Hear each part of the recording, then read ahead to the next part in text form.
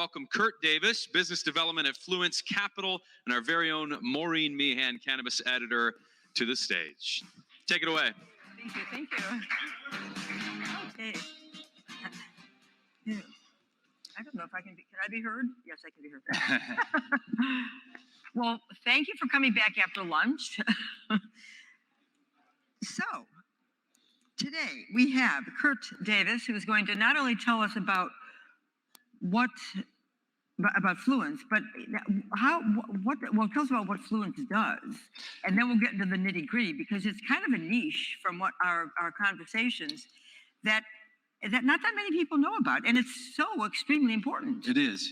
Fluence is one of the leaders in LED lighting. We've been in this space 7 years, owned by a German company, Osram, a multinational company in Germany, $4 billion company for the last 3 years. And I've been with Fluence 4 years. It's been a really fun ride. Good, good. So a German company came in 3 years ago? 3 years ago, and bought from the founders. Yep. Right. Now, okay, so tell us what Fluence does. So, Fluence is a lighting company, but what I do in Fluence Capital is really, and there are two of us, Jen and I, but my background is in equipment financing. So at Fluence, I'm kind of like the guy at the end of the hall at the car dealer. If you want to lease or get a loan for the car, you go talk to the finance guy at the end. And he may have his own capital at Ford Motor Company, or he may be using someone else's capital, but it makes it easy for the consumer to acquire the car and not pay cash up front. So that's what I do at Fluence, and we do it with our investment partners that are savvy in equipment financing, which is really a niche different enough from a lot of the REITs and real estate financing that you have heard about here, and certainly very different than equity investments. Exactly. Yes. Yes. Well, how is equipment financing different as compared to other industries?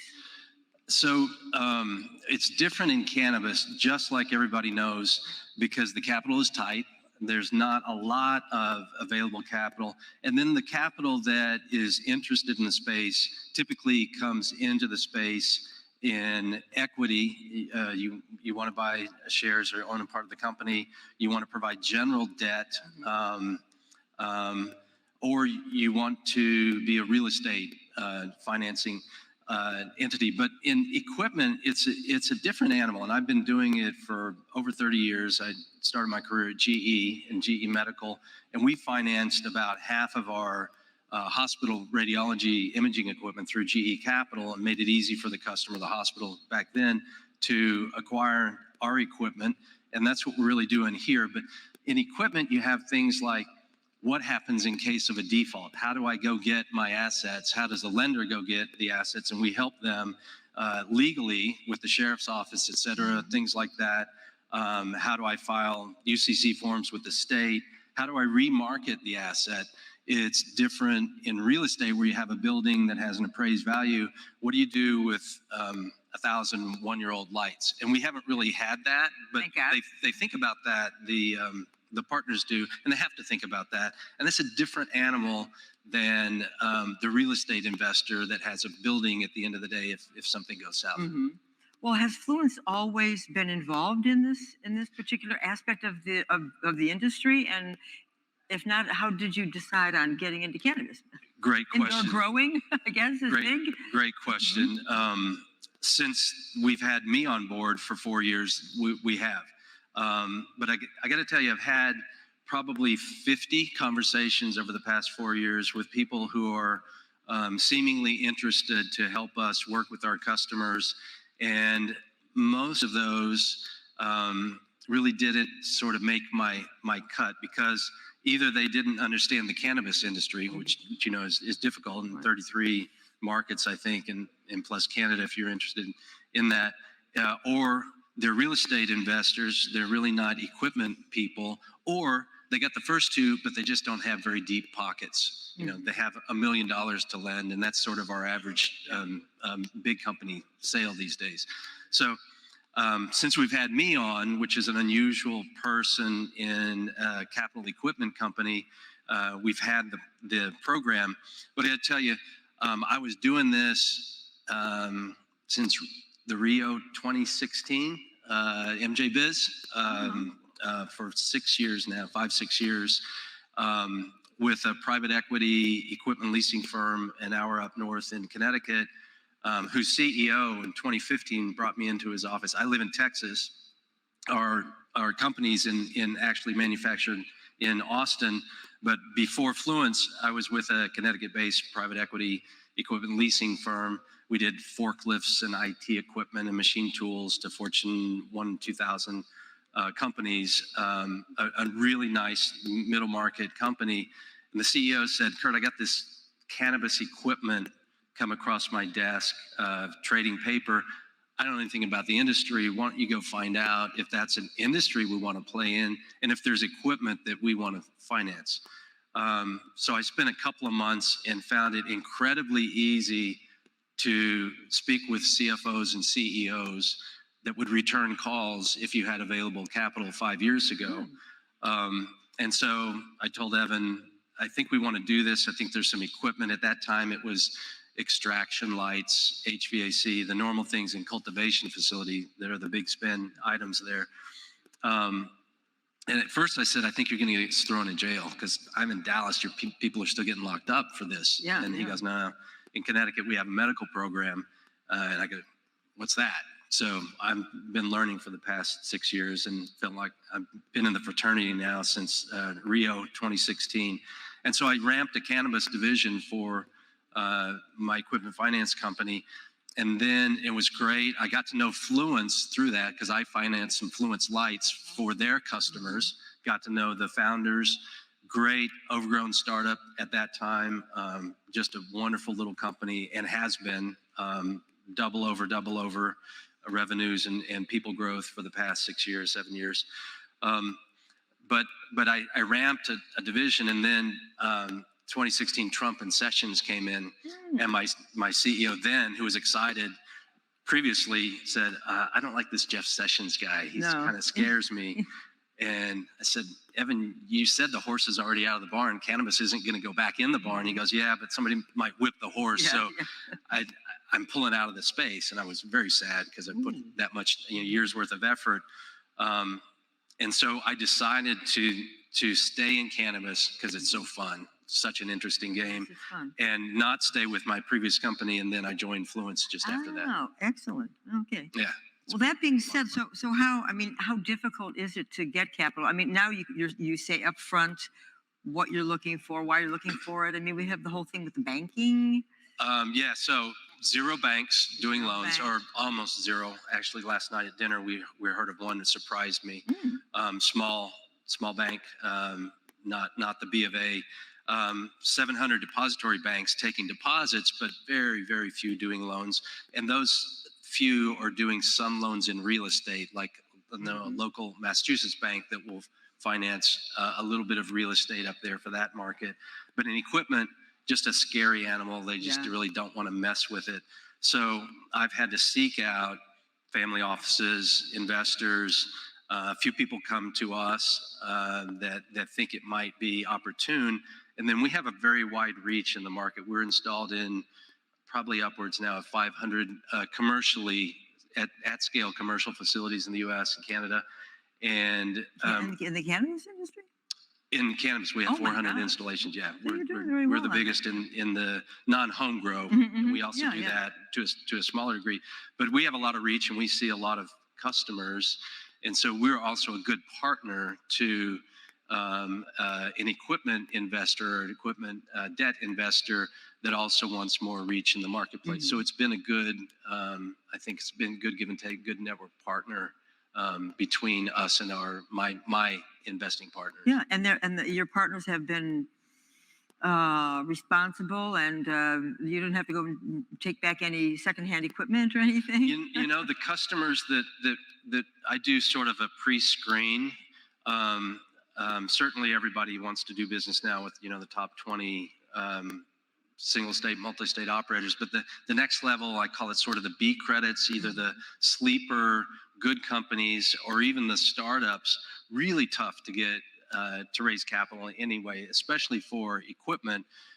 So I sort of do a pre-credit screen for my partners and then bring them the appetite that they're hungry for. But we've had one sort of unhappy event default, over the past 4 years. So the customers that my partners and us have invested in pay their bills and are doing really well. So the program's working well. Fantastic. Yeah. So you see what the banks are missing out on? Yeah. There's a few maverick bank presidents out there that have wanted to and want to get into the space. Usually they're dipping their toe in, but it's surprised. Even Jen and I were with another partner at night and last night, and they told us about a small bank that I'd heard of, and they're making loans in the space. So they're starting. Yeah. It's going to be a long while before the big banks do. Yeah, that's true. Yeah, everyone's expecting that. Well, I was just going to ask you how the capital market has changed since you got involved and when you dipped your toe in 2016. It's not that much different. Okay. We started. That's not a good thing, right? Well, it's still tight capital. The rates are still at premium versus other industries. No one's getting 5% money in the space, but you don't have to pay 25% either. So they're reliable lenders in the lower to middle double digits, the mid-teens rate and lower. The big guys now this year are getting sub 10% debt. When I hear a smaller customer tell me that he wants 8 or 9% capital, I just tell them, go get all of that you can, because I don't have that. And I think most people find out then down the road that they can't get that unless they're GTI or Curaleaf or Kim Rivers. So yeah, exactly. You can now, but weren't even a year ago. Yeah. So the markets have opened up a little, but there's still a lot of intrepidation. The sort of the standard structure is in my old days with forklifts, you had a 60-month lease for a forklift, a loan or a lease, and people knew pretty much what that forklift was going to be worth on the open market, like my car that I leased in 3 or 4 or 5 years. So there's the rates were lower. You don't see that. We don't know. We control our secondary market, and there's been very little used equipment that we ever can get our equipment that we can get our hands on. So we don't know what to tell an investor what a piece of equipment is worth in 1 or 2 years. But there's no 48, 60-month financing for capital equipment. It's shorter term, 24, 36 months. The cultivation firms that we deal with, we also, for the larger firms, we have a entourage of growers and scientists that we bring in to help our customers be successful. I'm just another tool in the toolkit for our sales team. But we try to help them become successful. And then a cultivation facility, either in a vertical state or in a wholesale environment, even with 280E, can make a lot of money and pay the monthly payment reasonably well, after they get off the ground.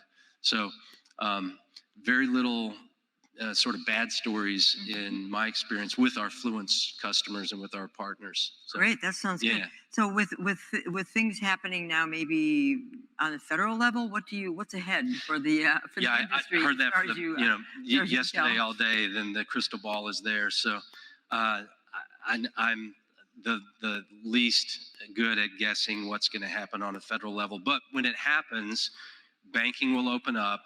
There will become, Bank of America equipment financing, which is like I think it's a $3 billion arm. They will get into it, but they'll also only get into it for the best credits in the industry. So they still won't do the startups. They still won't do the $10 million revenue, break even company, which is pretty good in cannabis. If you're 10 or 20 million and you're cash flow positive, that's a good sign. But I don't think the big banks will still touch that. So I think there'll be credit unions and state chartered banks and institutional investors that have equipment financing, like my private equity company up in Connecticut 5 years ago. That's still doing great. I think you'll see more of those people come in the market, but the overhang's scary for everybody. Yeah. Yes, but it's good for you. It No. it creates an interesting opportunity. Yes. It Yeah. creates a really interesting Mhm. opportunity, and it's not all, oh, the other guy has 20 basis points cheaper capital, and so he's going to win the $2 million deal or whatever it is. Really, our ability to bring capital to the table is as much or more important than a percentage point or two of rate. Except again for the very largest players where the 50 basis points make a deal. Having capital, not having capital Right. is a bigger deal. Right. Well, there's certainly enough to go around. I mean, there's enough cannabis growth in the industry Oh yeah, to go around for everybody who wants to be involved, including the banks. They would just decide to get involved. Including the banks and financial institutions. And it's becoming, now that I've been in cannabis for 5 years, and I don't have some of the stories and 20 years in cannabis, and we heard earlier, my dad owned a cannabis farm, and I grew up on a cannabis farm in Montana.